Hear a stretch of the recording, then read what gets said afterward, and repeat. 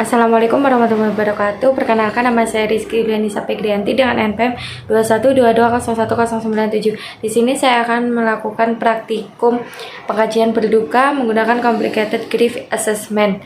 Untuk saya sudah mempersiapkan alat, saya sudah membaca rekam medis pasien, saya sudah mempersiapkan diri saya sudah mencuci tangan, saya bertemu dengan pasien. Selamat pagi, Ibu. Pagi, Su. Apakah benar ini dengan Ibu Lutfi? Benar? Baik, saya perawat Nisa, perawat yang bertugas pada pagi hari ini dari jam 7 pagi hingga jam 2 siang nanti. Di sini saya akan melakukan pengkajian berduka menggunakan complicated grief assessment. Yaitu saya akan memberikan beberapa pertanyaan yang dapat Ibu jawab dengan kooperatif ya, Bu ya. Untuk waktunya kurang lebih 10-15 menit. Apakah Ibu bersedia? Bersedia, Sus. Baik, sebelum saya mulai, apakah ada yang ingin Ibu tanyakan terlebih dahulu? Tidak. Kita mulai ya, Bu ya. Ya, baik Ibu, yang pertanyaan pertama yaitu dalam sebulan terakhir seberapa sering Ibu merasa merindukan dan mendambakan anak Ibu?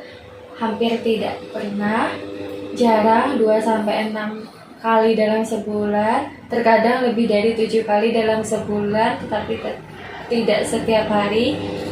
Selanjutnya jawabannya setiap hari dan beberapa kali sehari. Beberapa hari sehari. Selanjutnya, dalam sebulan terakhir, apakah kerinduan itu membebani Ibu atau mengganggu rutinitas harian Ibu? Iya atau tidak, Ibu? Iya. Ya. Selanjutnya, dalam sebulan terakhir, sejauh mana Ibu dapat menerima kematian? Jawabannya yang pertama, tidak ada kesulitan menerima kematian. Yang kedua, sedikit kesulitan menerima kematian. Yang ketiga, beberapa rasa sulit menerima kematian. Yang keempat, kesulitan menerima kematian. Yang kelima, sangat kesulitan menerima kematian. Kesulitan menerima kematian, Sus. Selanjutnya, dalam sebulan terakhir, sejauh mana Ibu mengalami kesulitan untuk mempercayai orang lain? Tidak ada kesulitan mempercayai orang lain. Sedikit kesulitan mempercayai orang lain. Beberapa rasa sulit mempercayai orang lain. Kesulitan mempercayai orang lain. Sangat kesulitan mempercayai orang lain. Sangat kesulitan. Sangat kesulitan memang. Selanjutnya, dalam sebulan terakhir, sejauh mana Ibu merasa pahit atas kematian? Jawaban yang pertama, tidak ada rasa pahit. Yang kedua, sedikit rasa pahit. Yang ketiga, rasa pahitnya hanya beberapa. Yang keempat, rasa pahit yang nyata. Yang kelima, rasa pahit yang sangat ekstrim. Yang keempat, rasa pahit Yang nyata ya. Selanjutnya,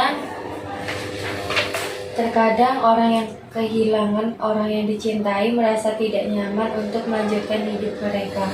Dalam sebulan terakhir, sejauh mana Ibu merasa perubahan seperti misalnya mencari teman baru, mengejar minat baru, akan sulit bagi Ibu?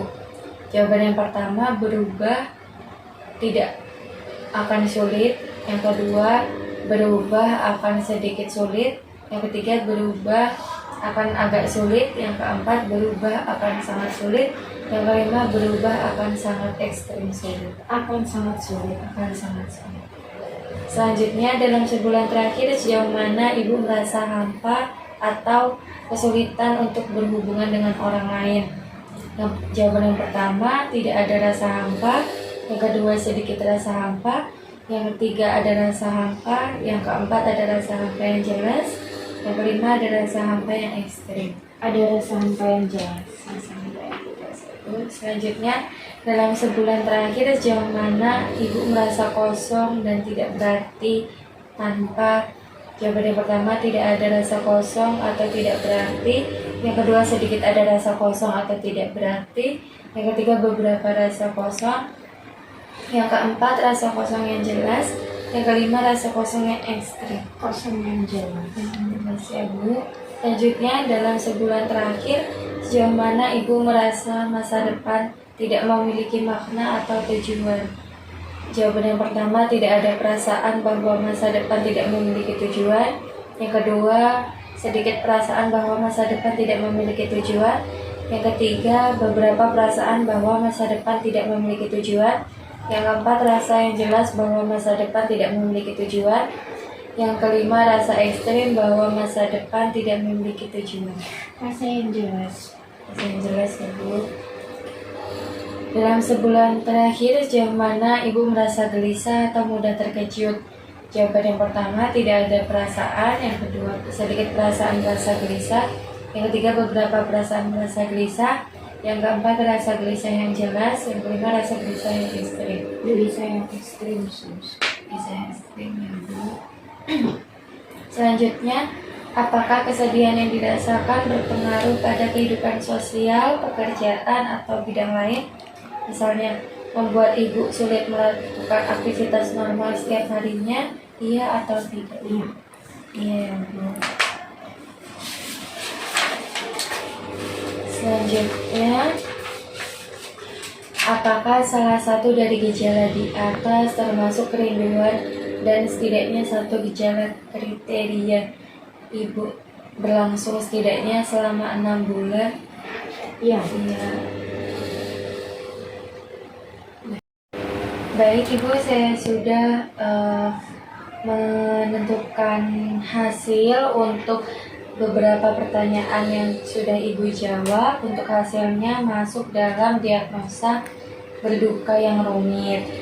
Bagus sekali atas kerjasama Ibu, sehingga waktu yang saya butuhkan tidak terlalu banyak dan Ibu sudah menjawab pertanyaan dengan kooperatif. Untuk hasil ini nanti akan saya konsultasikan kembali ke dokter ya Bu ya.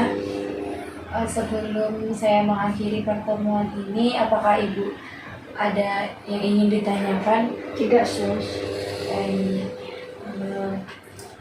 Baik, pertemuan ini saya akhiri ya Bu.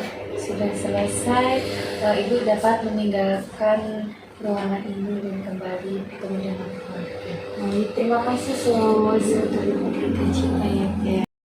Pada tanggal 9 Oktober 2023, hari Selasa, saya telah melakukan pengkajian berduka menggunakan Complicated Grief Assessment dengan Nyonya Lutfi. Untuk hasilnya yaitu masuk dalam diagnosa berduka yang rumit, tanda tangan Rizky Glenisa Fikrianti.